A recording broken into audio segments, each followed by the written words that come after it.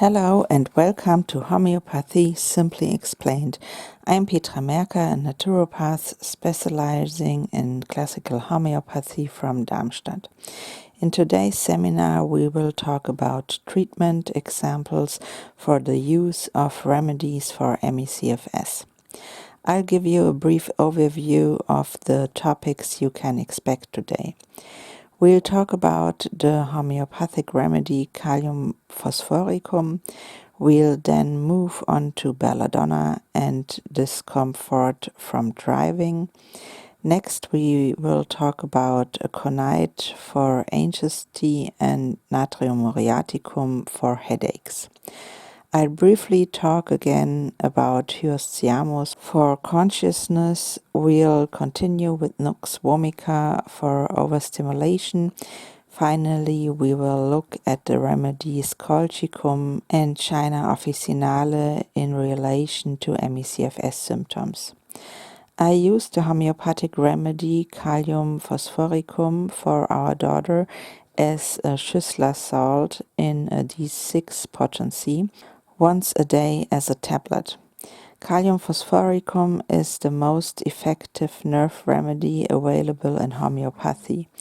It acts on the nerve centers of the spinal cord and within it on the sympathetic nervous system.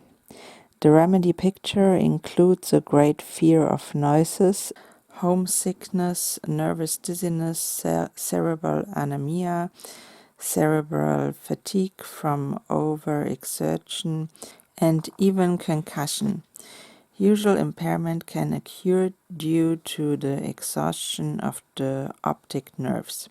A loss of strength in the facial muscles can also occur, resulting in distortion and twisting of the mouth of general paralysis. 1 hour after eating, extreme hunger reappears and the patient has a liver disorder. Extreme fatigue and exhaustion are also found in the remedy picture of Kalium phosphoricum. An abdominal hernia or diabetes may be present. The nerves of the intestinal tract are affected and extreme thirst can occur. Furthermore, nervous heart palpitations and sluggish blood circulation are found in sensitive, nervous patients. The softening of the spinal cord leads to loss of strength and stumbling. Autoimmunity with rheumatic complaints occurs. Patients are frightened by touch and noises. Kalium phosphoricum can be used for all nervous disorders. Patients may collapse with a pale face and weak pulse. These are insidious paralysis with a slow progression of the disease. The paralysis arises from the exhaustion of nervous energy. Infantile paralysis associated with teething problems also occurs. When the spinal cord nerves slowly die due to idiopathic causes, Kalium phosphoricum can be used. Children wake up with startles at night. The brain is sluggish and lacks nervous energy. Blood cells can also deteriorate and leukemia can occur. In young people, brain cancer can occur. The muscle fibers degenerate into fatty deposits. Patients are shy, don't want to talk, and don't want to meet people. The causes of complaints that require Kalium phosphoricum are excitement, overwork, and worry.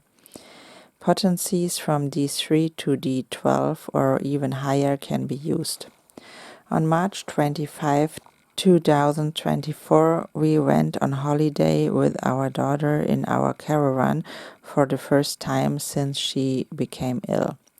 The car journey was very tiring for her, which is why she complained of a sore throat and stomach ache, was very tired and experienced dizziness.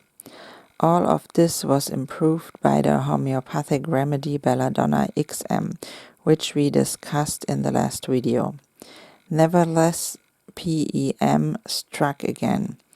She had to take 2 more naps but recovered relatively quickly. On the way home, our daughter got cold, wet feet because she forgot to put on her shoes when we stopped at the rest stop in the rain.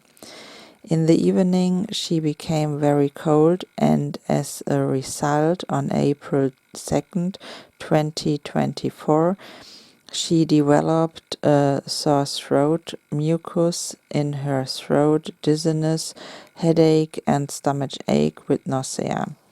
Belladonna XM brought further improvement. Belladonna is a drug that, like Hyoscyamus, acts on G protein-coupled receptors. Due to the negative experiences with doctors and the subsequent massive deterioration in her health, anxiety arose with each subsequent doctor's visit.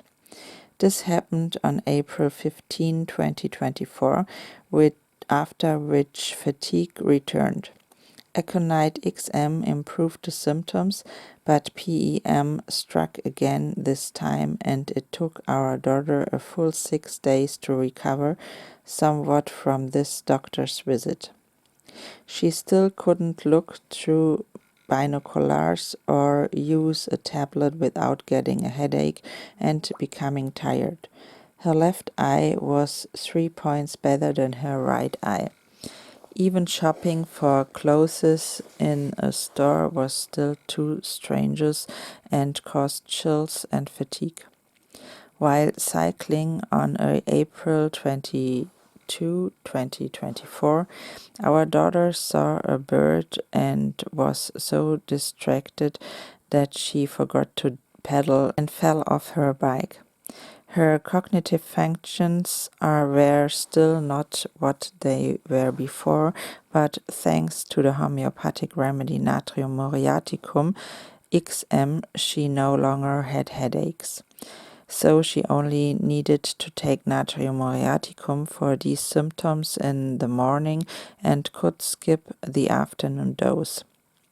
However, the hot weather was still causing her headaches. The explanations regarding the consciousness issue from a previous video were from May 3rd, 2024.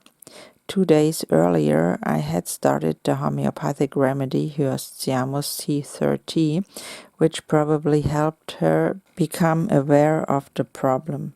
She was also experiencing strange symptoms. She couldn't tolerate cold on the back of her head where she had hit herself because it caused her heart palpitations. Wet cold on the rest of her body was also not good for her.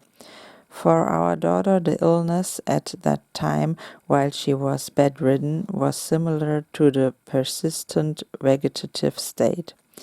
Her eyes were closed and she couldn't open them because her muscles weren't functioning. She lay there with her eyes closed, unable to do anything and aware of everything. She couldn't sleep either because she was too stressed. Hypoglycemia caused tremors and panic attacks. On May 16, 2024, I started Nux vomica due to irritability caused by overstimulation and excessive demands, and increased the dose of Hyoscyamus to C200, 1 global each morning. By the afternoon, our daughter was already mentally fitter and was able to complete her homework for half an hour, whereas previously she could only do it for 10 minutes. The good thing was that she no longer felt tired after completing her homework. By May 19, 2024, our daughter was able to complete her homework for 1.5 to 2 hours with longer breaks. On May 24, 2022, a sore throat and headache reappeared and concentration deteriorated again, making schoolwork impossible. The homeopathic remedies China and Colchicum improved her condition. Perhaps you remember that our daughter also used colchicine during her last coronavirus infection. As discussed earlier, colchicine works against the interferon storm. This, in combination with colchicine, also helped our daughter with abdominal pain and nausea. The University of Duisburg-Essen published a paper on the effects of colchicine in The Lancet in 2024. I quote, "Colchicine reduces the risk of a recurrence of strokes. One stroke is often followed by a second. Therefore, a worldwide search is underway for treatments that prevent stroke recurrence, ideally so inexpensive and effective that they can also be used for prevention in poorer countries. An international research team, including scientists from the UDE Faculty of Medicine, has now published the results of the Global CONVINCE study in The Lancet. In this long-term study, the drug colchicine was investigated in over 3,000 patients. The researchers wanted to know whether the drug, which is already approved for other diseases, is suitable for preventing recurrence of strokes. Colchicine has long been used for gout and other joint diseases, but also acts as a prophylactic for coronary heart disease. Can long-term treatment also reduce the risk of a recurrence of stroke after a stroke?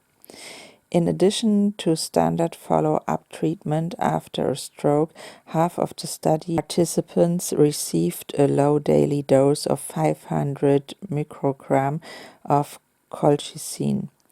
We observed that patients who took colchicine experienced fewer vascular diseases, that means circulatory disorders that trigger strokes and heart attacks, for example, says Bernadette Schröder from the Institute of Medical Informatics, Biometry and Epidemiology at the University of Duisburg-Essen. This is an initial success on which the scientists are building. We also conducted a meta-analysis of the previously available study. Our results support the assumption that colchicine has an anti-inflammatory effect after a stroke, says Professor Christian Weimer, a neurologist at IMIBE. End of quote. The cold made our daughter so weak that she could no longer walk our dog. The dizziness she was experiencing was caused by her eyes. At this point, our daughter was given Shinchoa and Colchicum as needed for the above-mentioned symptoms. Once daily Helleborus, Hyoscyamus, Aconite, opium, Kalium, phosphoricum, Nux vomica and Natrium muriaticum. We will now discuss the remedies Colchicum in China and in a next video Nux vomica and other remedies.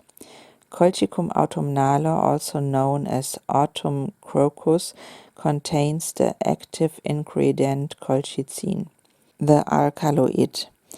It is also known in conventional medicine for the treatment of gout, but colchicine is also used for recurrent pericarditis, coronary heart disease, or Mediterranean fever.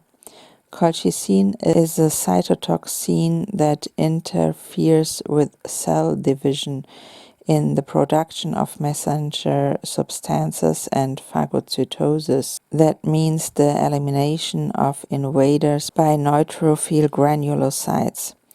It also reduces the mobility of neutrophil granulocytes and macrophages in the intercellular and capillary spaces.